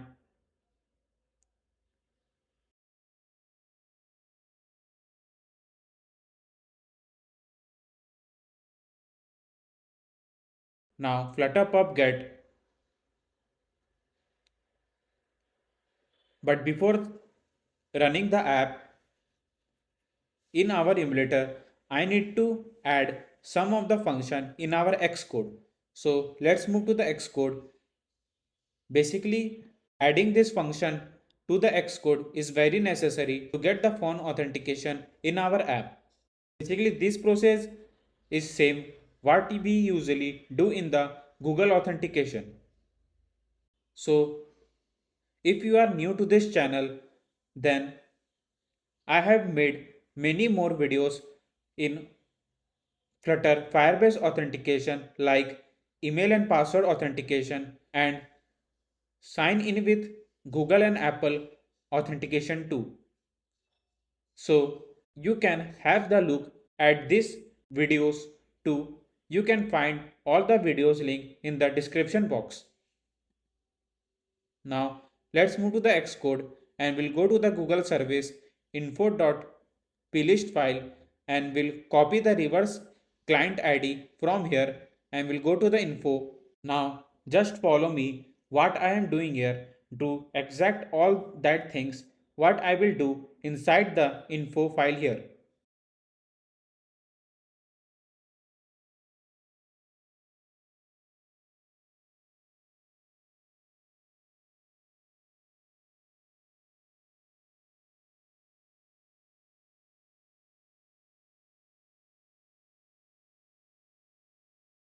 Now paste that we had copied in URL schemes here.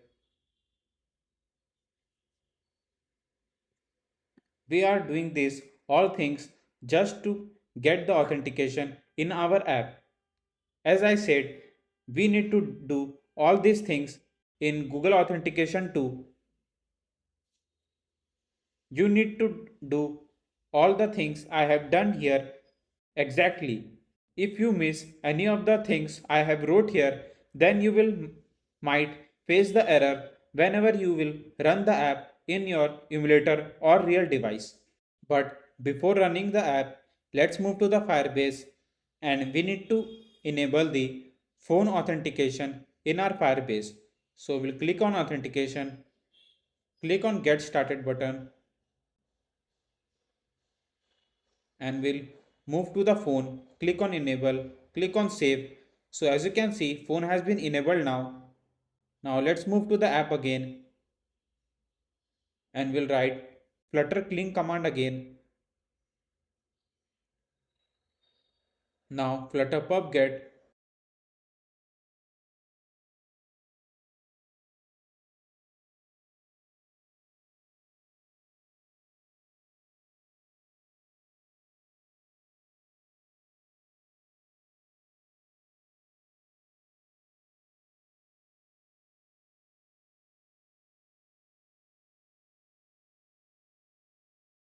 So as you can see, our app has launched successfully. Basically, this is just a emulator. So when you will write a phone number here and will click on continue, so this emulator doesn't have a SIM card in it. So there is not a specific phone number that we can write in this emulator. So we will not get the OTP here, but to test the app in our iOS device or any of the device, we can move to the Firebase and we will go to the phone section and we'll create a phone number and we'll enter a 6-digit OTP here.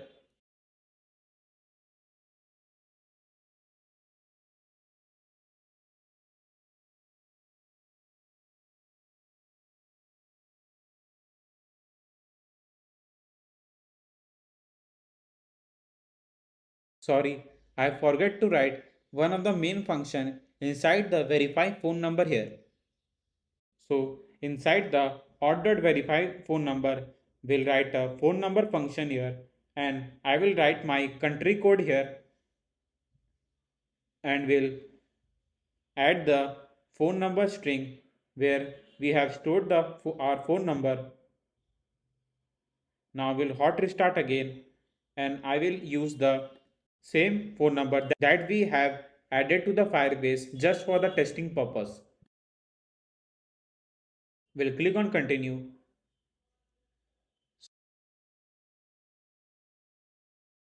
So as you can see, Firebase is running some verification method here